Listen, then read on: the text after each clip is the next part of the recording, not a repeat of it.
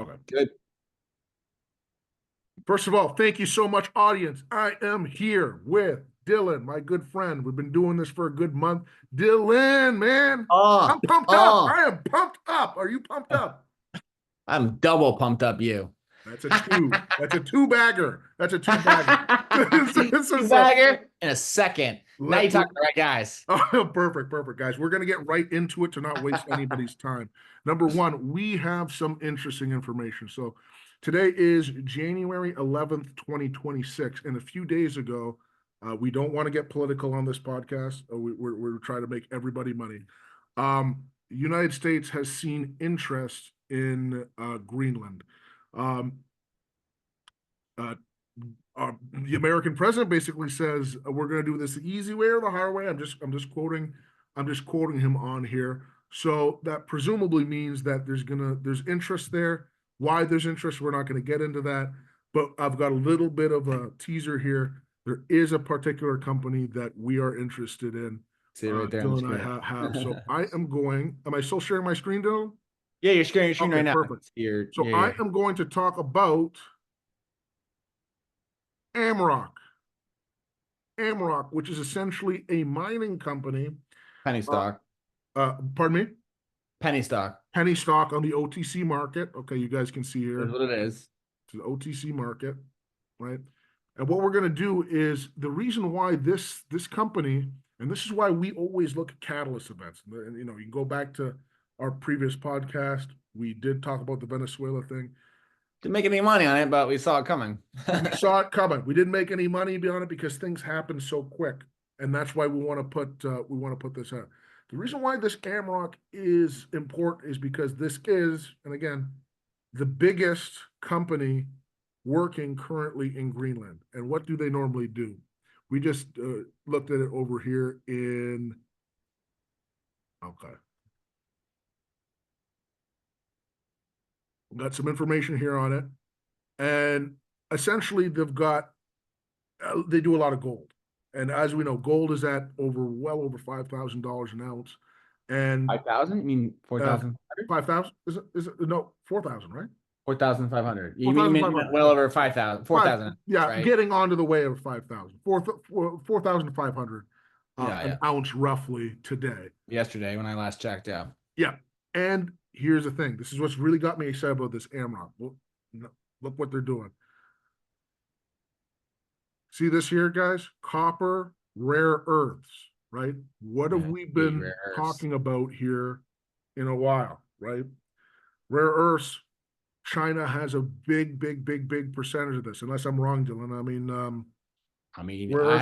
done a deep dive, but if you assume the headlines, all the headlines you read are correct, which I'm always a little skeptical on, but you assume they're all correct, and China does a lot of the processing of the rare earths, at least. Right. Now, here's the thing. In addition to that, owning a lot of the mines, yeah. Right. Sorry, Dylan. I'm going to play a little video because this is the CEO of this company, okay? I'm going to give all credit to Bloomberg. This is how I found out about this. But a lot of people don't pay attention to Bloomberg. I think they only have an audience of 200,000. But I think, Dylan, you found this interesting. I'm going to play this. Yeah, I hadn't heard about it. Yeah, I'm going to play this, guys, and let him do the explaining. This is the CEO of the company I'm currently talking about, okay? Bloomberg asked him some excellent questions. Understand Trump's desire to own it? Yes. Why do you think? Do you think it's because of the minerals, or do you think it's because of something else? I think it's mainly due to three things. I think it's due to defense. Yep. You just see it right now when the ship was captured from the Russian ship. This was done next to Iceland. Yeah. The fighter just came to Iceland and via Greenland, right? So that is clearly something that he's concerned about. It's about the mineral resources for sure, and it's about shipping route, right? So those three things are extremely important. I don't think people are really frightened about it. People don't like the rhetoric or the language. Greenland is now in the position to decide its future, to build up its economical independence. Amaroq will be the largest taxpayer in 2027. Yeah. I'm going to actually pause it right there, guys. If you guys just heard about that, he said Amaroq will be the highest taxpayer, largest taxpayer in that country, which means they're going to start hiring. Common sense is, again, Dylan, squash me, it doesn't make sense. They're going to start hiring people. They're going to start putting people in there. Working They're with the gonna have government the closely. Yeah, of course. And might I say, you can go to other articles, we won't get too deep into it, is that the administration of the US is currently talking to this company for obvious reasons. So I'm going to pick up the video a little bit where He's the expert on Greenland as far as they're concerned. Germanium gallium mine is in production in 27. They will be becoming more and more economically independent. So my point is that there is opportunity in this. Do you understand? Okay. You see that? So Dylan, nothing gets me salivating more than future opportunities that nobody knows about. Right? Yeah, I mean the company is unprofitable. It's a penny stock, so I mean you could say, well, sure, it has a lot of upside.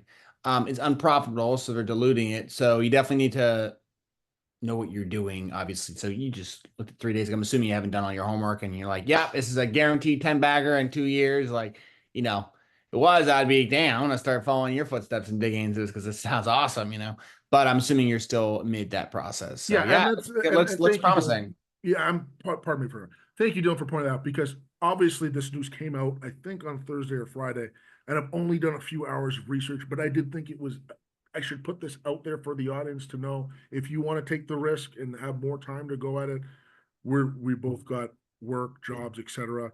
You can do this, but this actually got me very, very, very, very excited. And to give Dylan his thing, Dylan didn't even really know about this until I just kind of put it on him before this operation. So Dylan brought up a good point. You can see it right here, profitability. It's at net losses. Now, I want to see, because I don't even know this, what is their all-in cost for gold, right? Because they're mining gold right now, I think. Yeah, I do know about gold. I bought that gold mining company a couple of years ago and know all about gold. Do you want to talk about that, or do you want to save that for another episode?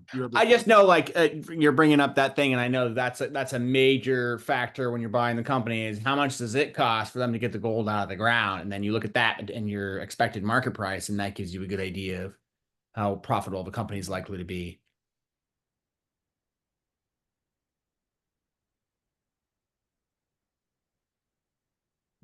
$1,000 per ounce? Oh, that's pretty low.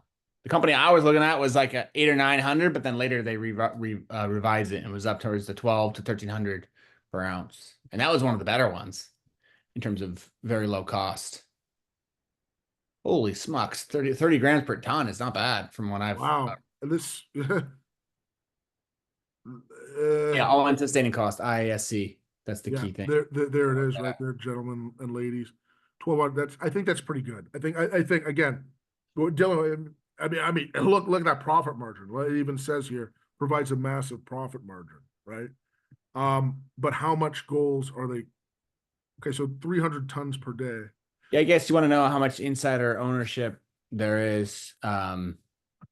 Because if this CEO is so convinced this thing is a great opportunity, then how much money did he put into it? Is it just all talk, or is he actually now? Yeah. So to just give my audience, this may be a little boring for you guys, but this is how we think you should analyze stocks, right? Okay, he owns. So the board is a 10 to 16%. CEO owns 3.4%. Director. 16 million. Consistent buyer over the last 2 years. Okay. Significant purchase in 2024. Yeah, that's good. Okay, so they're putting their money where their mouth is. That's good to hear. So, this is really good. Bagger. Yeah. So, okay, let's see. What the institutions only own 25%. If this gets on their radar, when they start buying, that price starts moving. Is about, at least that's been my experience with Salman and other stocks that I've looked into. Yeah.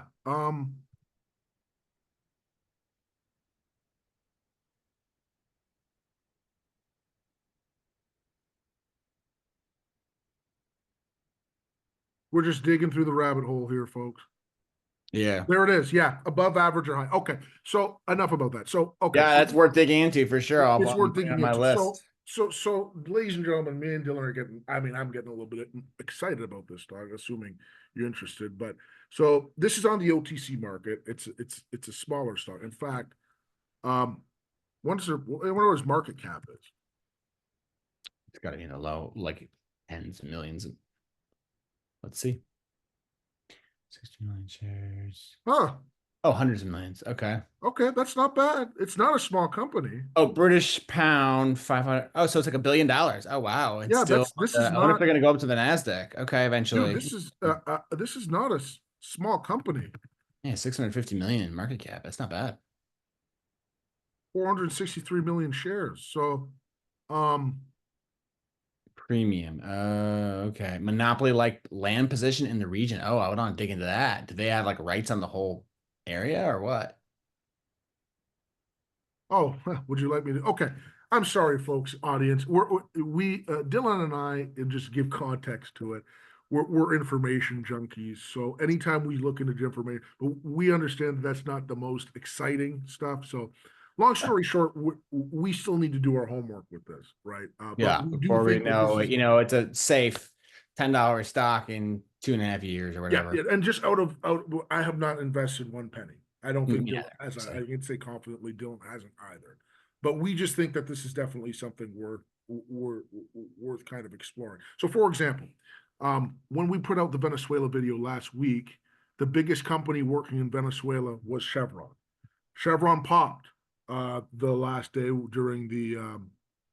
I guess I can show people. Let's see. Yeah.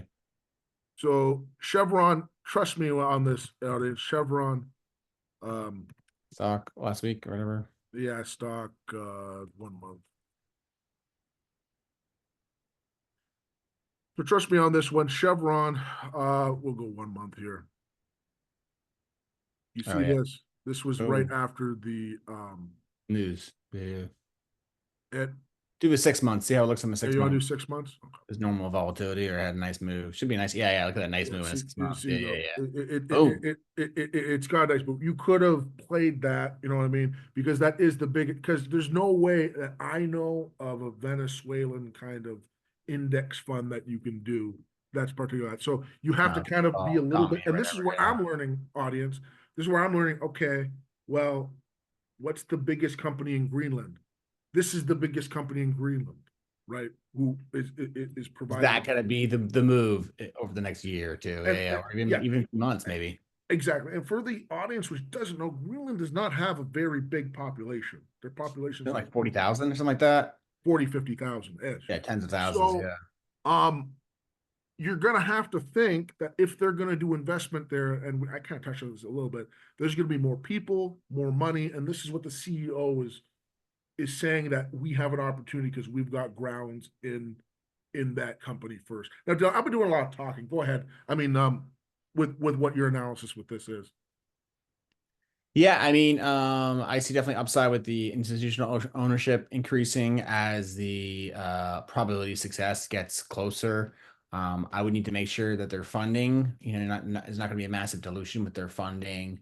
I want to see that they're talking about like monopoly-like status on Greenland. Like, do they have like contracts with the Greenland government or whatever to like, have large sections where they're the only ones allowed to mine that? Like, I'm just wondering, I don't even want another origin story. Like, how did they even get to this position? How much progress have they made so far? Like, for an OTC company, this is not bad for the president to be talking to you, So, I don't know if they'd be buying it now during like the high, but I might be following it, and then as it maybe drifts down in the oh wow, interesting, 10,000 square kilometers. As it drifts down when public attention, goes off it possibly, which I guess might not happen now because nice we found out this a week ago. But anyways, then yeah, I would sounds like a great opportunity because who the hell is looking at Amaroq, right? Some penny stock in Greenland. The ultimate, like, what's that? It's not Nvidia. Yeah, Nvidia is a stock I do like, by the way, but we won't. That's another time for another day. But yeah. So Exactly. I mean, here's the thing: is that, and I guess this kind of dovetails into me in terms of precious metals, etc. Let's see how much time we have left. We probably got another 15 minutes, and I don't expect this to get a lot of views because you have 1,000,001 videos about precious metals right now. Because anytime you see that go up, everybody's talking about it. Now, Dylan already knows that. I've known Dylan for about almost 3 years now, maybe roughly. Dylan knows I've been in the precious metals for a long time. For a while. Yeah, for a while. And I've been pretty big holder. Pretty big holder. And it's a pretty big position for me now. And now I'm selling off some I'm taking profits, you know what I mean, based on it. Well, let's take a look. So so my last thing on Amaroq, guys, is do your own homework on it. I do think it's definitely worth something looking into. Okay. And then I also believe you do the 1 year chart on Amaroq. Yeah, sure. Just real quick while we're here. Yep. Huh. Oh wow. I don't know what the spike was. Like a glitch or something, or is like some good news? Yeah. Time to sell. Anyways, 5 year. Yeah, so it goes from you want 5 year? Okay. Yeah, it just looks sort of like a long-term build up. Oh, interesting. So let's go at a 5 year. So no, it looks like this company's only existed since 2024. I guess, huh? Yeah, this company's only existed since 2024. Oh, okay, interesting. I wonder if that's only the US OTC ticker. I wonder if they've been listed in London for longer. Oh yeah, they're on the TSX, but we'll do more. Oh, in Canada, yeah. Yeah, we'll do. You want to save that for later? Yeah, it could work. We'll save that for later. I want to dig into my own, but for the people who maybe don't. Now, here's the thing. I learned this through Mr. Wonderful over in Shark Tank. He goes, you don't necessarily need to own the metal. Sometimes you can own the miners, right? And the miners are GDX. Oh, that's a gold mine. Yeah, gold miner, specifically gold miner. ETF. GDX is a gold miner. So you don't necessarily need to own physical gold, because you can do gold in different ways, right? You can own physical gold, you can own the miners, paper gold, you can own GLD. I don't want to go deep on which is the best for the best people, but I will tell you this. This is one thing I will say.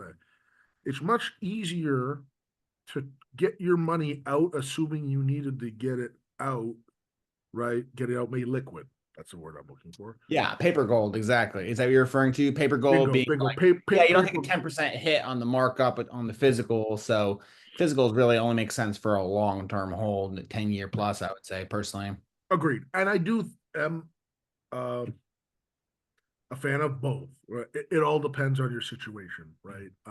I'm agreeing with you for a long-term hold, because think about this: how much work had to be done to get that gold out of the ground? That actually takes work. You can't print off some out of thin air, or you can't just make it like you can with the GLD or SLV. But again, there's negatives, right? Because if you want to sell your gold, right, you're going to have to find a place. 10% hit. You have and that's if somebody has the capital to do it, right? You may come up to somebody and says, "I really want it, Chris. I really want your 1 ounce coin, but I can't come up with $4,500." Yeah, your brother. I'm serious. I'm dead serious. So want to buy it, but maybe a payment plan. right. Or here, let's go up to the SLB here. I'll give you guys an example. This is, you like the 1 year, so let's do the 1 year. Sure. This is what's called phenomenal. Yeah, this is what's called going parabolic. Yeah, exactly. Right. Parabolic means essentially Bitcoin. It's gone crazy. You know what I mean? It's gone crazy. Let's get rid of Chevron. We're through Chevron. We're through that. We want to talk about this. Okay.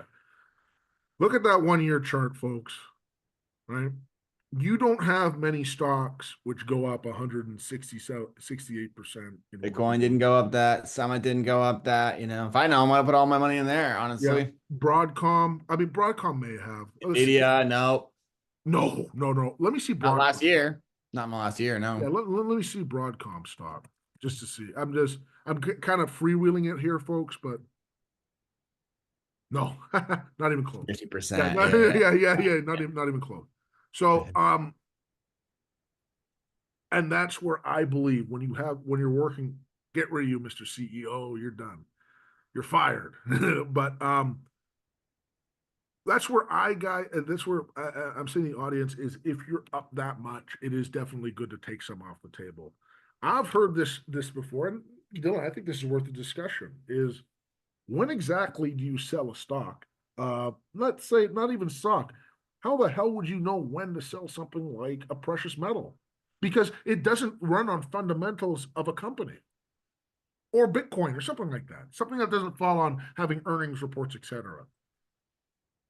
Yeah, I mean, my take on that is just market timing in terms of like overbought, oversold, that kind of thing. And you look at the chart, like you said, it's parabolic. So, I mean, it depends on what your strategy is. If you're just doing a swing trade on silver and you bought it last year, early last year, or the year before, whatever it was, and let's say you're buying paper and you're just doing a 1 to 2 year where you see like for sure it's going to hit the ratio with gold, gold's going to go up and it's going to be parity with this historical ratio, and then you sell when it's the risk reward kind of makes sense. You're like, okay, cool, it goes up to 70. My my numbers and calculations tell me it could probably go to 85, but I'm looking at the technicals and I'm like, is it really gonna go to 85? Like I'm in so high now that it went down, it would really suck. If it went up a little more, it'd be a little good, but at that point it's kind of like maybe you just take at least a partial position off, because nothing's stopping silver from going to $1, going to $100 an ounce. There's nothing stopping it, obviously. Yeah, I mean it could. So certainly unlikely, but it is not impossible by any stretch of the imagination, especially considering the debasement trade, like the dollars. I've been trying to buy juice recently, and I remember buying juice not that many years ago where you could find real juice for $2 and it's $4 now. It's just literally like, it's just the dollar is going down in value, and there's no real way around that. There's a lot of people mouth moving, but the dollar is slowly going to zero as every fiat currency ever has. So. Yeah, okay. So how I normally find out whether or not when to sell something is that you don't want something again, this is where Dylan maybe I differ a little bit. Yeah. Where I don't want something particularly becoming too big in my portfolio, right? Based on growth. So I have a specific percentage. Is my video working okay? I'm seeing some delay. Yeah, you need to do your screen share anymore, or yeah, let me stop the share. Okay. Okay, that's better. Yeah. Okay, I'm stopping the share now, folks, because we've seen enough and my screen was so we're back to how do you sell? For me, it's all about rebalancing, right? I don't feel comfortable having high double digits, right, in a particular precious metal. Because the thing is, if it crashes, your net wealth is going to crash with it, right?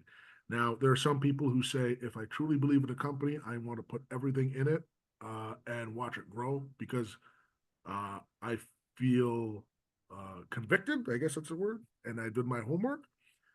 I don't think there's anything wrong with that, because, but it's just not my play. Now, with something I own like SLV, I am personally taking some off the table.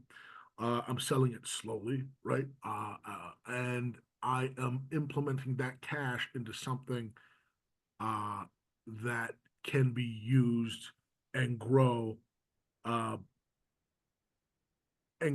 at least the same, same kind of volume, just because of safety factors.